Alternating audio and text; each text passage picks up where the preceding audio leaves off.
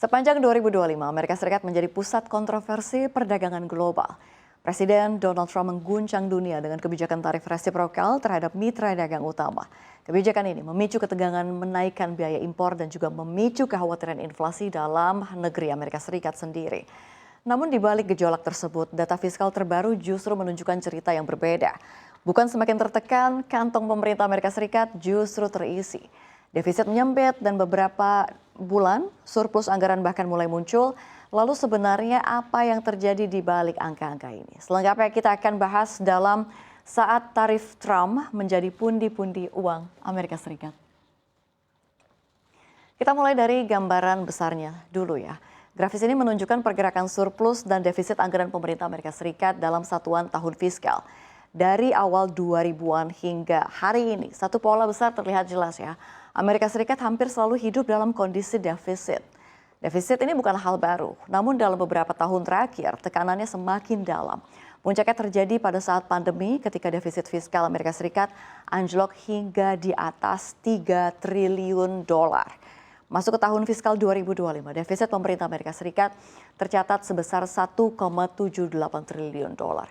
Angka ini masih sangat besar, namun jika dibandingkan dengan tahun fiskal 2024, defisit menyempit sekitar 41 miliar dolar.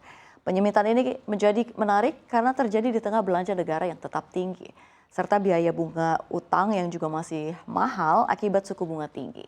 Artinya bukan belanja yang menurun ya, melainkan ada sumber pendapatan baru yang masuk dengan sangat kuat ke kas negara. Grafis tahunan ini memberikan satu petunjuk penting ya, bahwa di balik defisit struktural Amerika Serikat ini sedang terjadi pergeseran besar di sisi penerimaan negara. Dan untuk melihat dari mana tekanan positif itu datang, kita perlu turun satu level lebih dalam.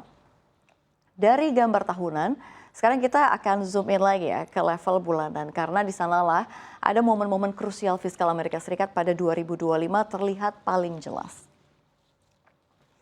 Sekarang kita turun ke level bulanan. Grafis ini menunjukkan surplus dan juga defisit anggaran pemerintah Amerika Serikat sepanjang tahun fiskal 2025. Secara umum, polanya masih didominasi defisit. Sebagian besar bulan mencatat anggaran negatif, bahkan pada beberapa bulan defisitnya cukup dalam. Namun di tengah pola defisit itu ada titik-titik anomali yang menonjol, dan inilah momen-momen yang mengubah cerita fiskal Amerika Serikat tahun ini. April 2025, ini menjadi titik paling penting. Pemerintah Amerika Serikat mencatat surplus sebesar 258,4 miliar. Ya, ini kalau misalkan kita lihat ini adalah surplus bulanan terbesar sepanjang tahun fiskal 2025. Dan terjadi tepat setelah kebijakan tarif resiprokal Presiden Donald Trump mulai diterapkan. Setelah itu ada pola surplus tidak langsung hilang pada Juni 2025 kalau kita lihat. Meski dalam skala lebih terbatas, pemerintah Amerika Serikat ini kembali membukukan surplus sekitar 27 miliar dolar. Ya, ini kalau kita lihat. Dan menjelang akhir tahun fiskal, September 2025 juga kembali menutup dengan surplus besar sekitar 198 dolar. Ini menandai kuatnya arus penerimaan di periode krusial penutupan anggaran. Tiga surplus ini bukan sekedar kebetulan musiman, ketiganya muncul dalam rentang waktu yang sama dengan lonjakan penerimaan negara, khususnya dari sektor perdagangan internasional dan juga kepabeanan. Artinya ada sumber uang baru yang kalau kita lihat ini bekerja sangat agresif begitu ya, dan sumber itu mampu menutup defisit bulanan bahkan menciptakan surplus. Pertanyaannya sekarang sederhana, dari mana pundi-pundi uang itu datang? Dan untuk menjawabnya kita masuk ke sumber penerimaan yang paling panas tahun ini, yaitu tarif impor dan juga bea masuk. Sekarang kita masuk ke sumber utama pundi-pundi uang itu ya. Grafis ini menunjukkan pendapatan tarif bulanan pemerintah Amerika Serikat sepanjang tahun fiskal 2025.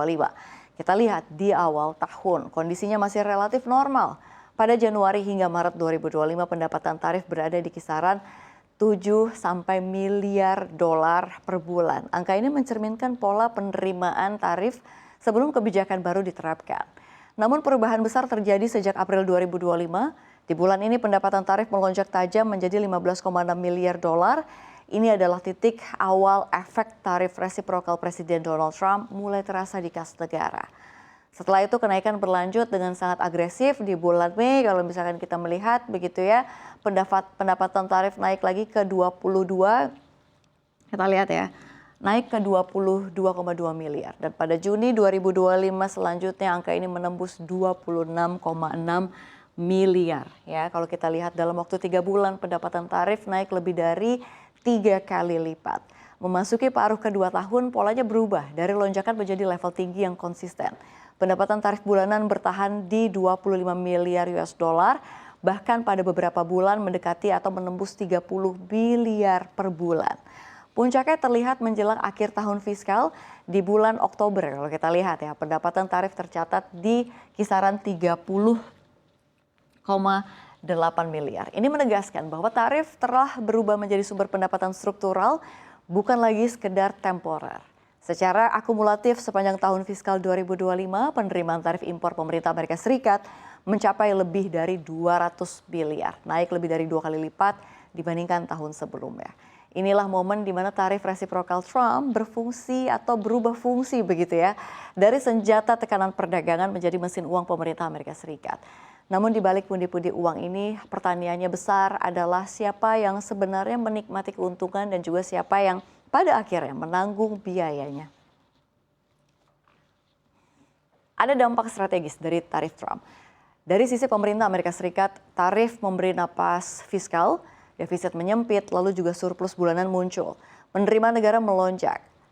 Custom and Border Protection yang selama ini identik dengan penjaga perbatasan, kini berubah menjadi salah satu pilar utama penerimaan negara. Namun di ekonomi real, dampaknya mulai terasa. Volume impor melambat, rantai pasok global tertekan, dan juga sebagian tarif berpindah ke konsumen Amerika Serikat. Sinyal awal penyesuaian sudah muncul. Pada November, penerimaan tarif mulai turun tipis, menandakan aktivitas perdagangan mulai menyesuaikan diri dengan tarif tinggi. Dan risiko terbesarnya, kebijakan ini masih menghadapi ujian hukum. Mahkamah Agung Amerika Serikat tengah menimbang legalitas tarif-tarif Trump yang jika dibatalkan ini dapat mengubah arah fiskal secara drastis. Ya, pemirsa, ini menarik sekali. Data fiskal Amerika Serikat sepanjang 2025 memberi pelajaran penting. Dalam jangka pendek, tarif agresif terbukti mampu mengisi kas negara, defisit menjempit, surplus bulanan muncul, dan penerimaan negara melonjak. Namun dalam jangka panjang, biayanya tidak ringan. Perdagangan melambat, harga naik, dan juga ketidakpastian global semakin tinggi.